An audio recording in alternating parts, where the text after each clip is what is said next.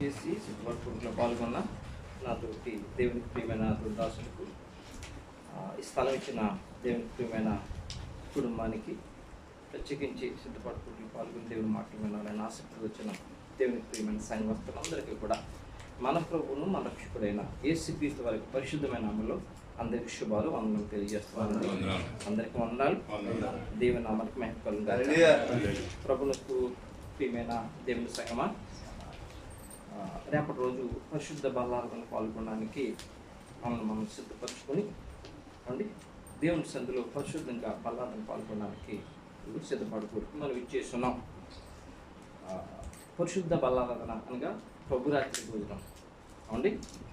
ప్రభురాత్రి భోజనం యొక్క భోజనం గురించి అండి ఆ క్రమము రక్షణ పొందిన ప్రతి ఒక్కరు కూడా క్రమంలో చేరాలని, క్రమంగా అనుసరించాలని దేవుడు ప్రభువు యేసుక్రీస్తు వారు మనకు కొత్త ఆజ్ఞగా ఇచ్చారు. అవునే కదండి, కొత్త ఆజ్ఞగా మనకి ఇచ్చారు ఆయన. ఆ మాట ఒకసారి చూద్దామా? మత్తయి సువార్త 26వ అధ్యాయం 26వ వచనంలో ప్రభువు యేసుక్రీస్తు వారే ఆ కొత్త ఆజ్ఞ గురించి, నూతన నిబంధన ఆజ్ఞ గురించి తెలియజేస్తుండగా మనం చూద్దామండి. వారు భోజనం చేయుచుండగా యేసు ఒక రొట్టెను పట్టుకొని దాన్ని ఆశీర్వదించి విరిచి తన శిష్యులకు ఇచ్చి, మీరు తీసుకొని తినుడి, ఇది నా శరీరం అని చెప్పాను. మరియు ఆయన గిన్నె పట్టుకొని కృతజ్ఞతాస్తుతులు చెల్లించి వారికి ఇచ్చి, దీనిలోనిది మీరందరూ తాగుడి, ఇది నా రక్తము, అనగా పాప క్షమాపణ నిమిత్తము అనేకుల కొరకు చిందింపబడుచున్న నిబంధన రక్తము. సరిపోతున్నది ఏంటండి? ఇది నిబంధన రక్తము. ఒకటం కేసు కింద రాబడింది కొత్త నిబంధన రక్తము. కొత్త నిబంధన దేవుడు మనకి విశ్వాసులకు ఇచ్చిన కొత్త నిబంధన ఆజ్ఞ. ప్రత్యేకించి విశ్వాసులు అనుసరించవలసిన ఆజ్ఞ ప్రభువుని యేసుక్రీస్తు. అది రక్షణ పొందిన ప్రతి ఒక్కరికి కూడా. ఇంకొక సంఘం అయితే ప్రతి వారం, ఒక సంఘం అయితే వారానికి నెలకు 2 సార్లు, కొన్ని సంఘాలు అయితే నెలకు ఒకసారి. అయితే ఏమనగా శ్రద్ధాభక్తులతో సిద్ధపాటు కలిగి ప్రభువు యేసుక్రీస్తు వారు ఇచ్చిన ఆజ్ఞను, కొత్త నిబంధన ఆజ్ఞను పాటిస్తూ ఉన్నారు. అందుని బట్టి దేవుని మహిమపరుస్తున్నాను. అయితే ఆయన ఆ నిబంధనలో ఆయన శరీరము, ఆయన రక్తము విశ్వాసులైన వారికి ఇస్తున్నాడు. అవునట కదంటారా? ఆయన శరీరము, రక్తం అనే నిబంధన ఎవరికి ఇస్తున్నాడు? విశ్వాసులకు ఇస్తున్నాడు.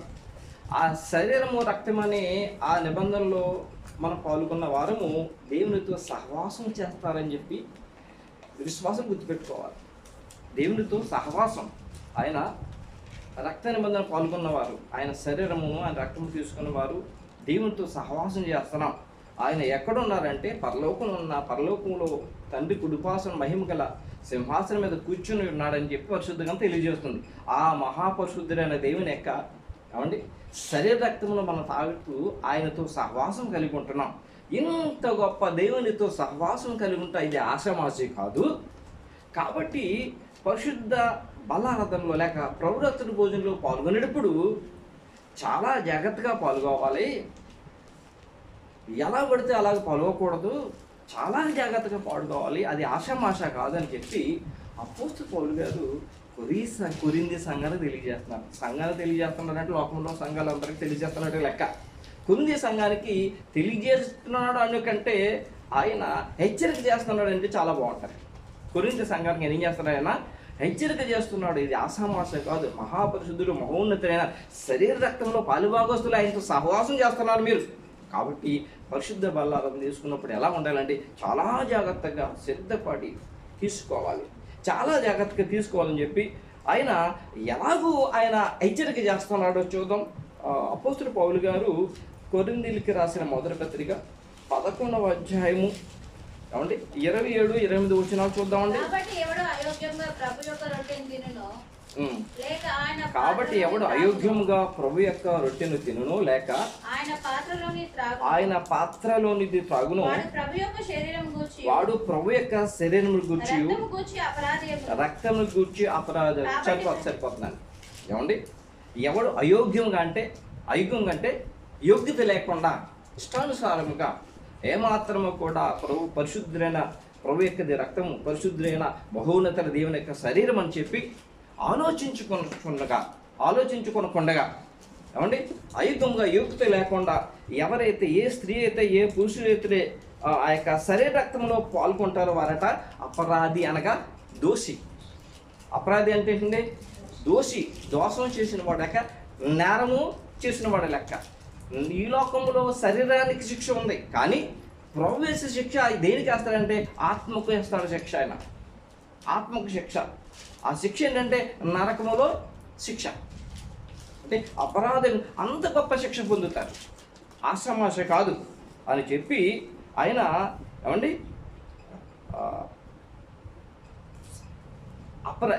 అందుకని ఆషామాష కాదు అవునండి, అవిధేయతతో తీసుకోకూడదు అని ప్రభు చెబుతూ 28వ వచనం ఆయన ఏం చెప్తున్నాడు చూడండి. కాబట్టి ప్రతి మనుషుడు తను తాను పరీక్షించుకొనవలెను, అలాగూ చేసి ఆ రొట్టెని తిని ఆ పాత్రలను సరిపోతున్నారు. కాబట్టి ప్రతి మనుషుడు, స్త్రీ కాని పురుషుడు, రక్షణ పొందిన ప్రతి ఒక్కరు కూడా ఏమండి ఆ యొక్క ప్రభు యొక్క మహాపరిశుద్ధమైన శరీరాన్ని, అమూల్యమైన రక్తాన్ని తీసుకునే ముందు ఏం చేయాలట? తాను పరీక్షించుకోవాలి. ఎందుకు? తనలో యోగ్యత ఉన్నదో లేదో, ఏమండి తనలో యోగ్యత ఉన్నదో లేదో పరిశీలన చేసుకోవాలట. ఏమండి పరిశీలన చేసుకుని యోగ్యకరముగా తీసుకోవాలి. ఎట్లండి? యోగ్యకరముగా తీసుకోవాలి, విధేయత కలిగి తీసుకోవాలి. అలాగ చేసి ఆ రొట్టెని తిని ఆ యొక్క పాత్రలోనిది త్రాగవలెను. ఏంటంటే పరీక్ష చేసుకోవాలట. పరీక్ష చేసుకుని అప్పుడు తీసుకోవాలి. ఎలాంటి పరీక్ష? ఇంక 37 రోజులు చెప్తున్నాడు చూడండి. పరీక్ష ఎలాంటి పరీక్ష చేసుకోవాలో. అయితే మనలను మనమే విమర్శించుకుని నేడలా తీర్పు పొంది. ఏ తీర్పు? నరకమనే తీర్పు, శిక్ష అనే తీర్పు, దోషికి వేయబడిన శిక్ష అనే తీర్పు పొందకుండా ఉండాలంటే ఏం చేయాలంటే ఏమండి పరీక్షించుకోవాలి. పరీక్షలు ఎలాగా? విమర్శ చేసుకోవాలట, పరీక్షించుకోవాలట.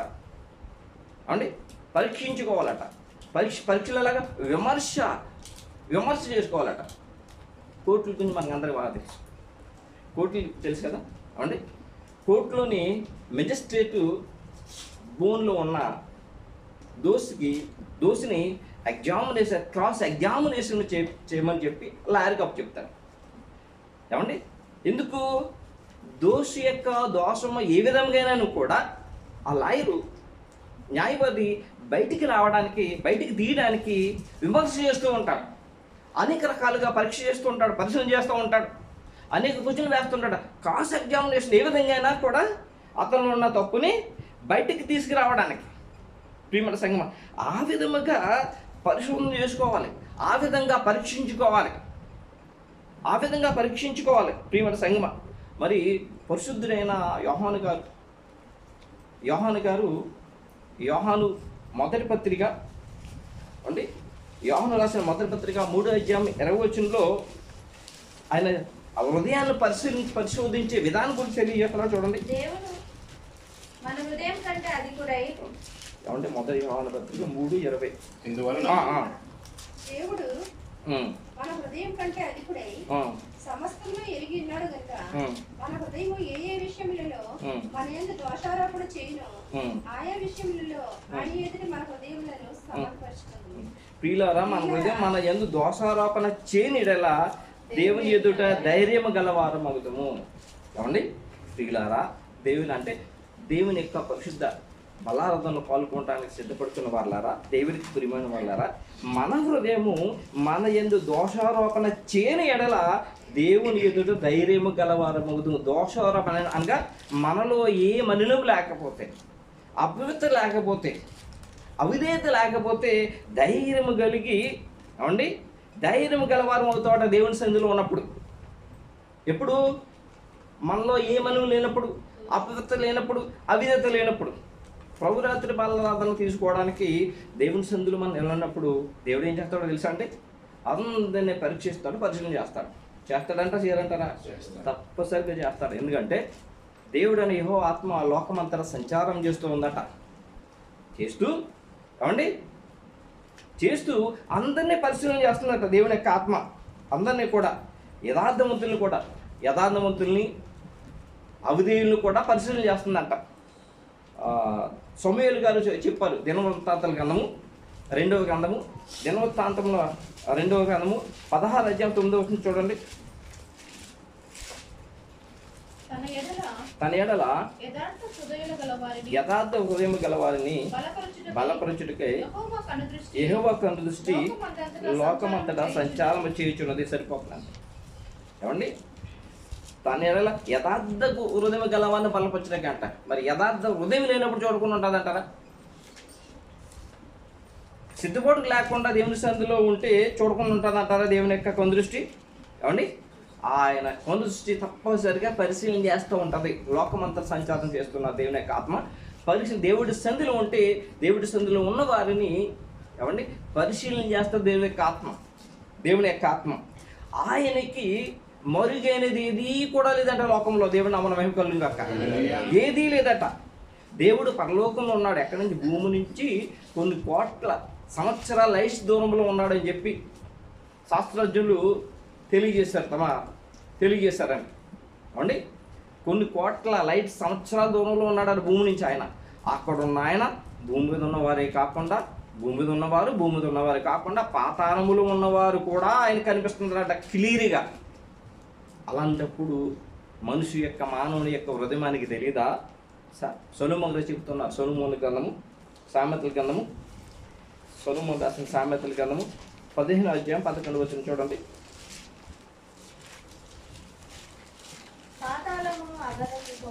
పాతాళమును అగాధ కోపమును యెహోవాకు కనబడుచున్నవి, నరుల హృదయములు మరి తేటగా ఆయనకు కనబడును కదా. సరిపోతుందండి. పాతాళములు అగాధ కోపమును యెహోవాకు కనబడుతున్నాయట.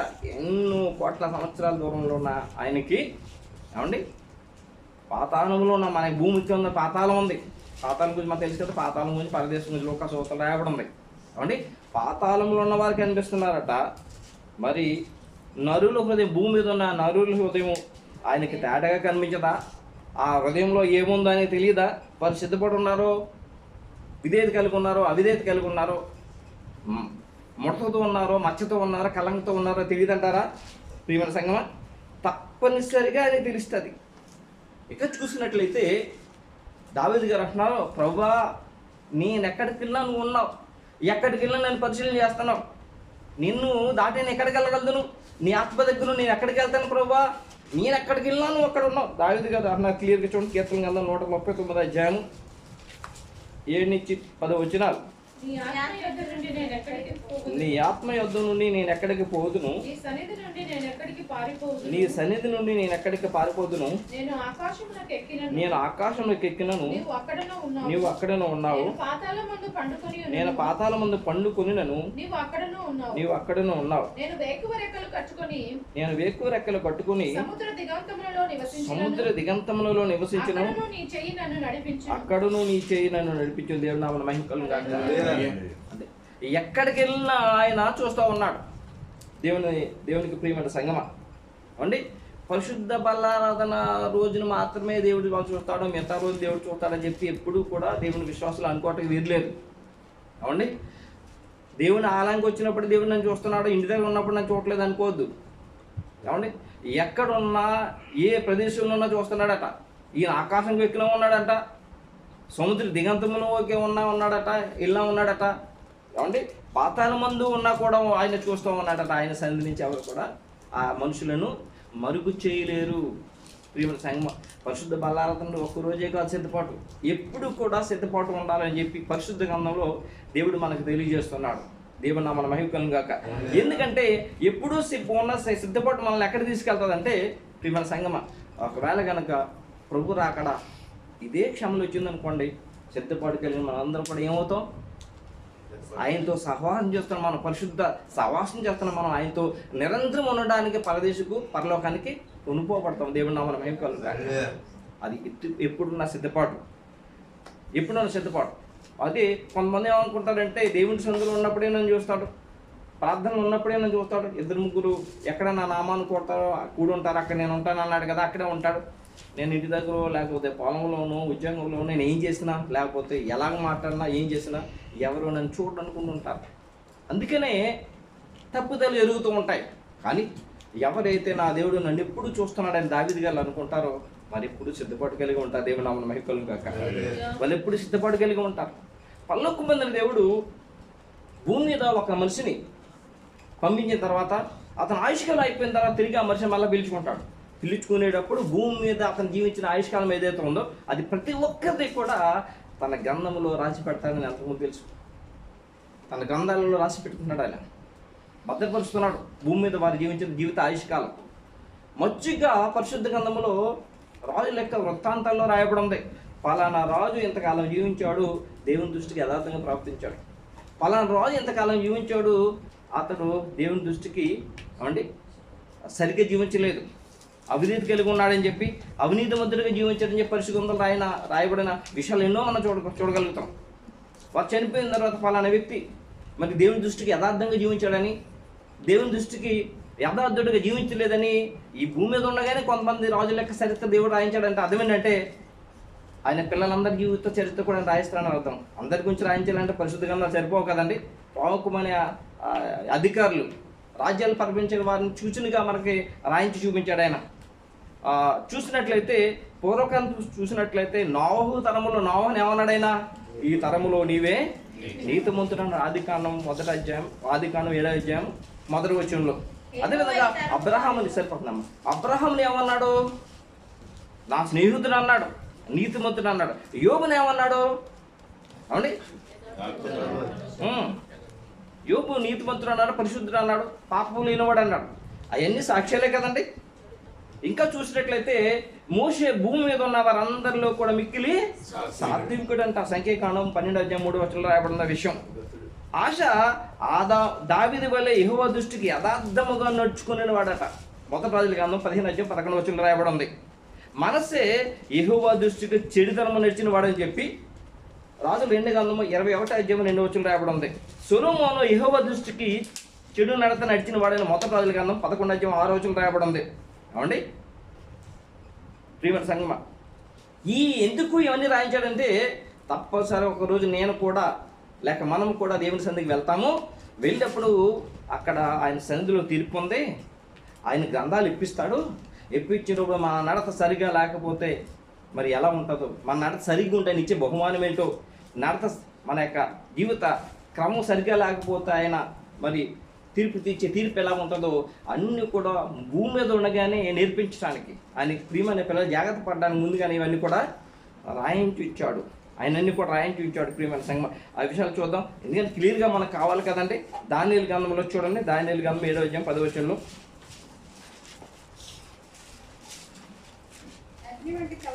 అంటే పరలోకం గురించి తెలియజేస్తున్నారు అన్నమాట. ఇది అగ్ని వంటి ప్రవాహము ఆయన యొద్ద నుండి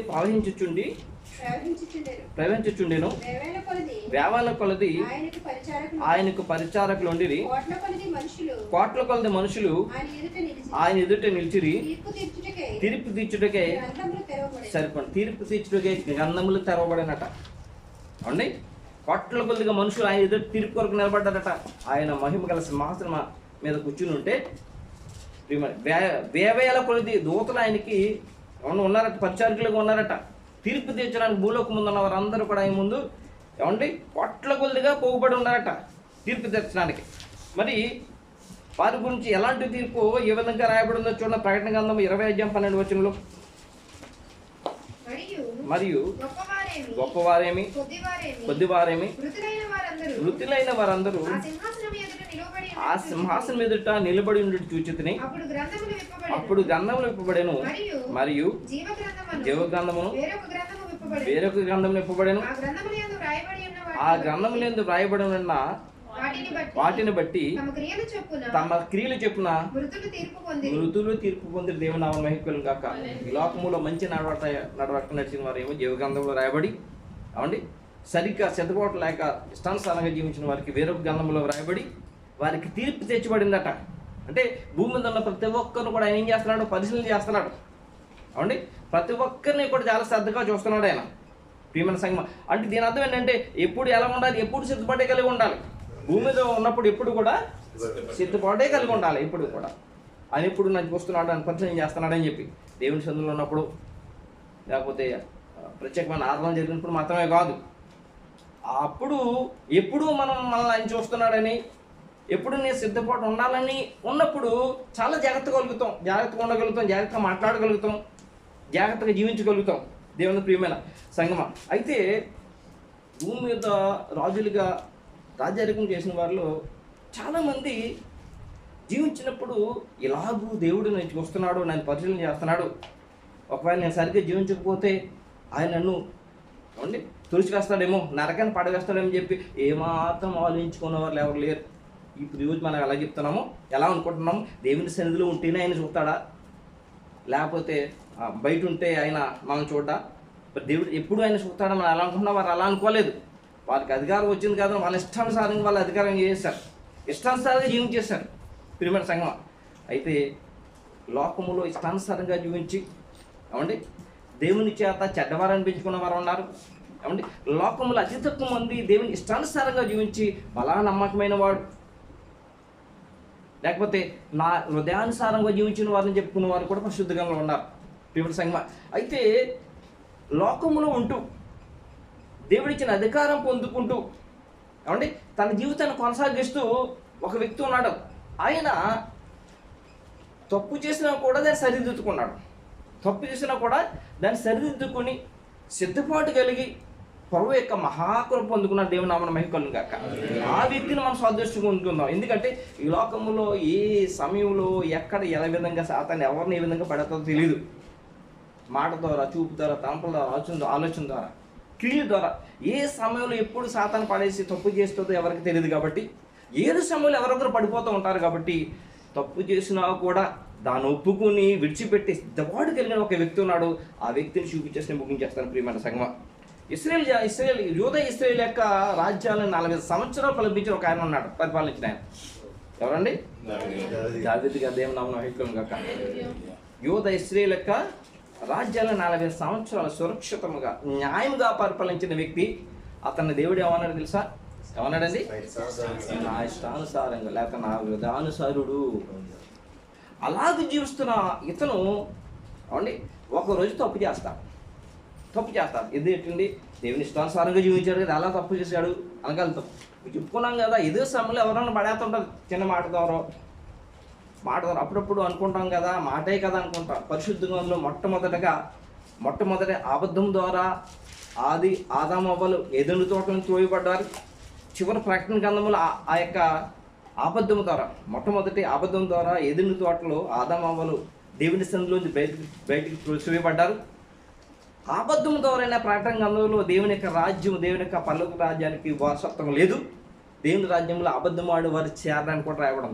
అబద్ధం చిన్నదే, కానీ దేవుని దృష్టికి చిన్నదైన పెద్దదైన సమానమే. ప్రియమైన సంగమం, ఈ దావీదు 40 సంవత్సరాలు తన జీవిత కాలంలో దేవునికి ఇష్టానుసారుడైన వ్యక్తిగా ఉన్న కాలంలో అన్నీ బాగున్నాయనుకున్నప్పుడు, అన్నీ సక్రమంగా ఉన్నాయనుకున్నప్పుడు పాపం చేశాడు. ఎవరో చూడలేదు అనుకున్నాడు, ఏం పర్లేదు నేను రాజును కదా అనుకున్నాడు. ప్రియమైన సంగమం, దేవుడు చూడుకుని ఉంటారంటారా? ఇప్పుడు మనం మాట్లాడుకున్నాం కదా, అగాధమును పాతాళమును దేవుడికి కనిపిస్తున్నాయి, నరుల వద్ద దేవుడికి కనిపించదా అని చెప్పి సొలొమోను గారు దేవుని ఆత్మతో నేను మాట్లాడారు కదా. దేవుడు చూశాడు, నాతాను వెళ్ళు దావీదు దగ్గరికి అన్నాడు. దావీదు దగ్గరికి వెళ్ళి ఒక పొడుపు కథ చెప్పాడు. మనకందరికి తెలుసు విషయం అండి. అవండి పొడుపు కథ చెప్పాడు ఆయన. పొడుపు కథ చెప్పి సమూయేలు గ్రంథము 2వ గ్రంథము 12వ అధ్యాయం 1వ వచనం నుంచి 6వ వచనాల వరకు ఆ విషయాలు ఉన్నాయి. ఎందుకంటే తొందర ముగించేటికి నేను చదివించట్లేదు. చెప్పి అడిగాడు, మరి ఇలాగో ఒక అతను ప్రవర్తించాడు, ఏమంటావు అని అడిగితే దావీదు ఏమని అడుగుతా? అబ్బే అలాంటి వాడు బ్రతకడానికి లేదు, అలాంటి వాడిని శిక్షించవలసిందే, మరణానికి పాత్రుడు అని చెప్పేసాడు. తీర్చి రాజు కదా, ఏమనుకున్నాడు? నేను ఎవరు చూడలేదు కదా, వేరేవాడు కదా అనుకున్నాడు. ఎవరండి? దావీదు. చాలామంది అదే చేస్తుంటారు, సునీతిని వెతుక్కుంటుంటారు, ఎదరోళ్ళు పాపాలు చూస్తుంటారు, ఎదరోళ్ళు అతిక్రమాలు చూస్తుంటారు, ఎదరోళ్ళు తప్పులు వెతుకుతూ ఉంటారు. అవునంటారు కాదంటారా? దావీదు గారు అదే చేశారు. దేవుడు నాతాను పంపించి నీళ్లు చెక్కబెట్టుకోమని చెప్తే ఎదురోళ్ళు నీళ్ళని చూస్తున్నాడు, ఎదురోళ్ళు ఉదయమైన నీళ్ళు చూస్తున్నాడు. ఆ వ్యక్తిని బతకడానికి వీల్లేదు, మరణానికి పోతాడని చెప్తున్నాడు. ప్రియమైన సంగమ, పరిశుద్ధంగా ఏం తెలియజేస్తుంది? ప్రభునేశ్వర స్వాత పరిస్థితి కాలంలో ఒకవేళ నీ పొరుగు అని చూపిస్తే 4,000 మన వైపు చూపిస్తున్నా అని చెప్పి అన్నాడు. దానికి ఉదాహరణ, నీ కన్నులో దూలం ఉంచుకుని ఎదుటివారి కన్నులో నడుచు నువ్వు ఏమండి చూచిడి వేళ. మత్తయి సువార్త 7:3 చదవండి.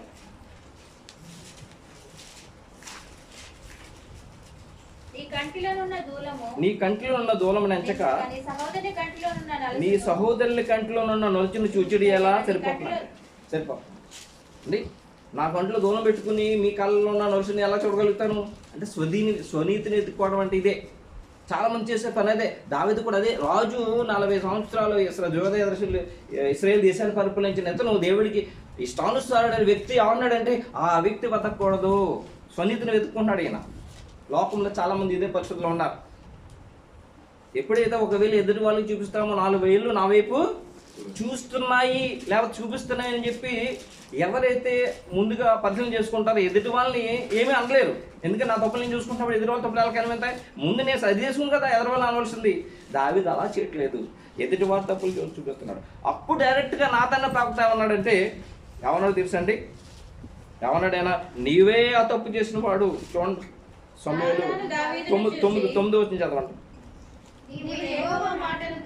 నీవు యెహోవా మాట తృణీకరించి సరిపోతుంది. యెహోవా మాట తృణీకరించి ఆయన దృష్టికి చెడుతనము చేసేదేమి ప్రవక్త నాతో అన్నాడు. డైరెక్ట్ చెప్పేశాడు. ఎవరితోటి? దావీదుతోటి. దావీదు అని మామూలు దావీదు కాదు, చక్రవర్తి. అనేక దేశాలను జయించిన చక్రవర్తితో నాతానని ప్రవక్త అంటున్నాడు. నీవు యెహోవా మాట తృణీకరించి ఆయన దృష్టికి చెడుతనం చేసేదేమి. సాధారణంగా రాజుల దగ్గరికి వెళ్ళి నువ్వు తప్పు చేసావా అంటే ఏమంటారు చెప్పండి? నూతన నిబంధన రోజుల్లో స్వార్థ ప్రకటన రోజుల్లో ఒక ప్రవక్త వెళ్ళి నువ్వు తప్పు చేసావంటే ఆయన ఏం చేశాడు తెలుసండి? చేశాడు లేదా? అవునండి. అయితే దావీదులో ఉన్న ప్రత్యేకత ఇదే. దావీదులో ప్రత్యేకత అని తెలుసండి. అతను అనగలుగుతాడు, అతను హృదయానుసారుడే.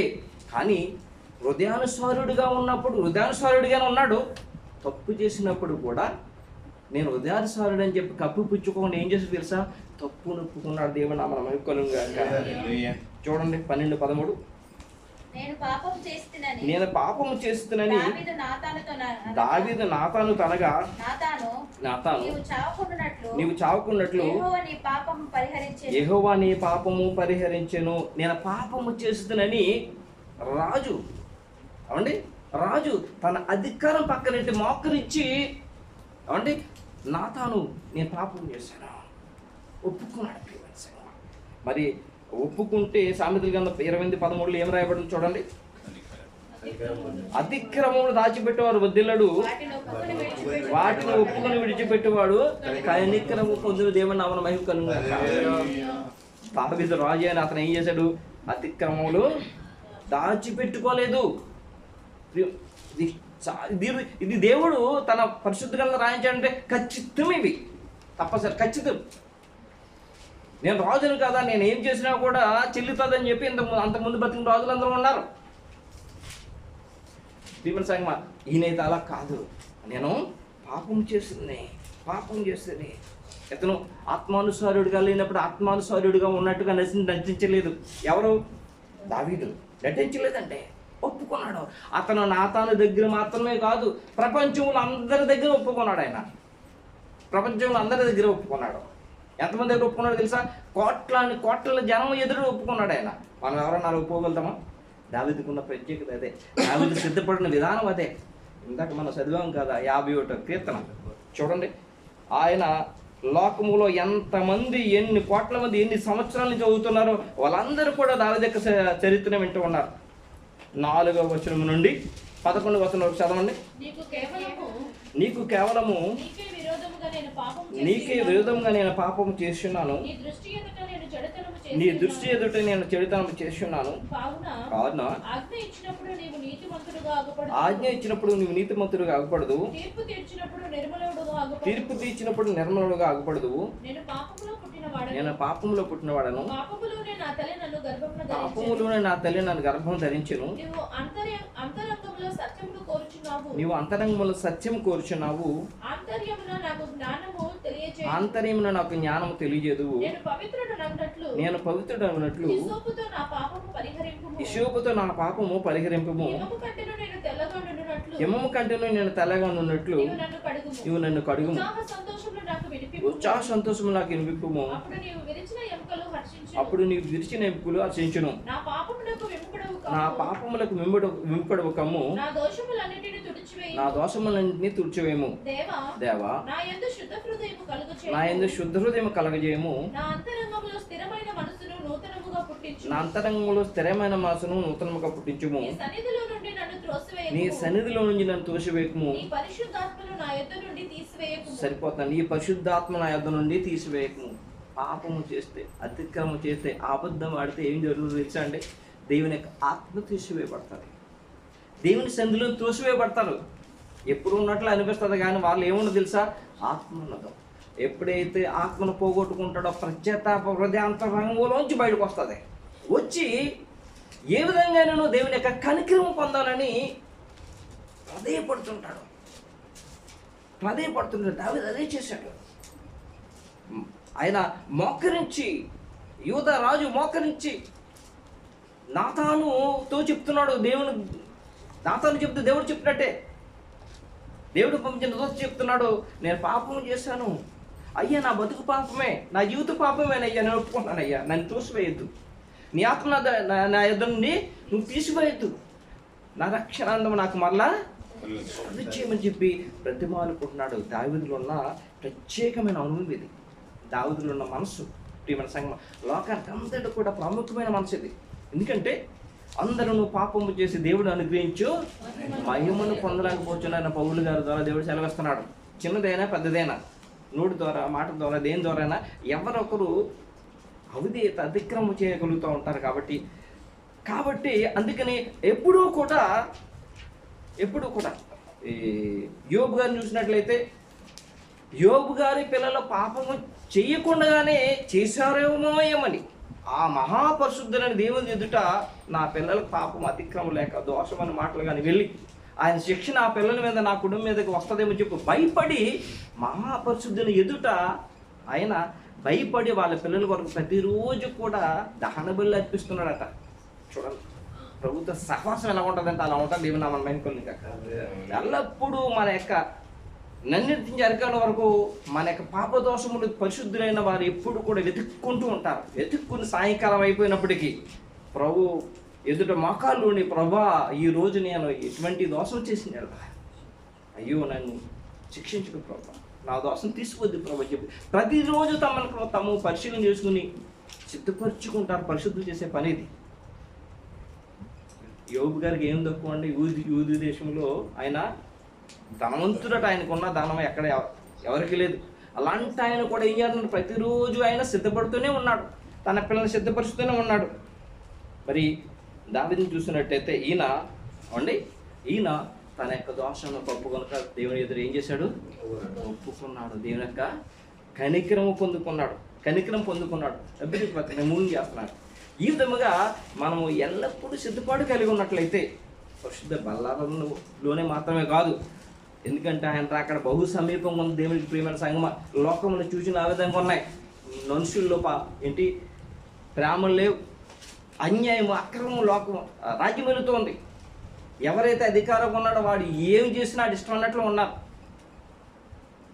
వారిష్టం న్యాయాన్ని అమ్మి వేస్తున్నారు, ఇష్టానుసారంగా జీవిస్తున్నారు.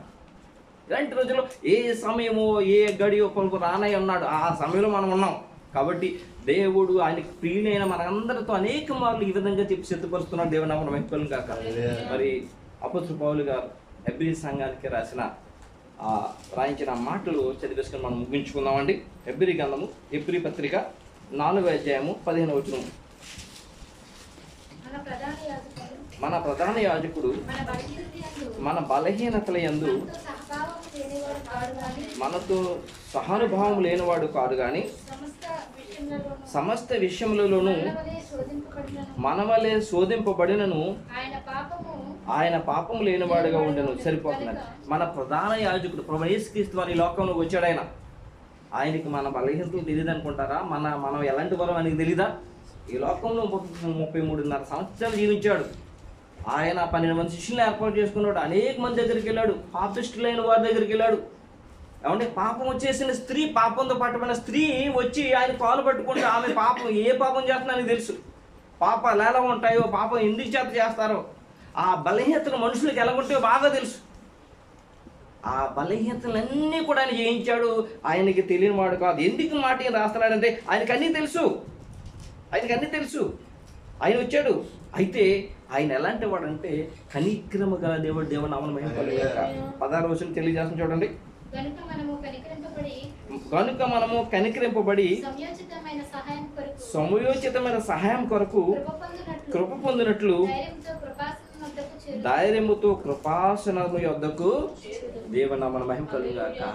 ఎప్పుడైతే దావీదు గారు ప్రభు కాలు పట్టుకున్నట్లుగా మనము కూడా ప్రభు కాలు పట్టుకున్నాం. అయ్యో ప్రభా, నేను అవిదేవుని, నాలో మంచి ఏమాత్రం లేదు నాయన, నన్ను సిద్ధపడకపోతే ఆ యొక్క నిశ్చిత్వం నాకు లేదు నాయన, నన్ను సిద్ధపరచు, ప్రతిరోజు నన్ను సిద్ధపరచు నాయన అని చెప్పి ప్రతిరోజు కూడా యోబు గారు తన పిల్లల కొరకు దహన బలి అర్పించినట్లుగా హృదయం అర్పిస్తూ పరిశీలన చేసుకుని ఏ రోజు ఆ రోజు ఒకవేళ పాపం చేయకపోయినా తిట్టకపోయినా కూడా ప్రభు ఎదుట మోకరించి ఒప్పుకున్నట్లయితే వారి సిద్ధపడిన వారి దేవునామమున మహిమ కలుగుగాక. దానియేలు అలాంటి వాడండి. దానియేలు బహుప్రియుడని దేవుని చేత ఒప్పుకున్నప్పుడు ఇశ్రాయేలు దేశం తిరిగి ఆ దేశానికి దేవుడు మంచి రోజులు ఇస్తున్నాడని చెప్పి ఇర్మియా ద్వారా రాయబడిన 70 సంవత్సరాల సమయం అవుతుంది అనిపించుకొని ఆ దానియేలు గారు ఉపవాసం ఉండి గోను పట్ట వేసుకుని తల మీద బూడిద వేసుకుని ఆయన అంటాడు, ప్రభువా, నేను నా యొక్క పితలను పాపం చేసిన వారము, మా ముఖానికి సిగ్గేదై ఉంది. ఎలాంటి వాడు? పరిశుద్ధుడు ప్రియుడు అన్నబడిన వాడు ఏమన్నాడు తెలుసా అండి?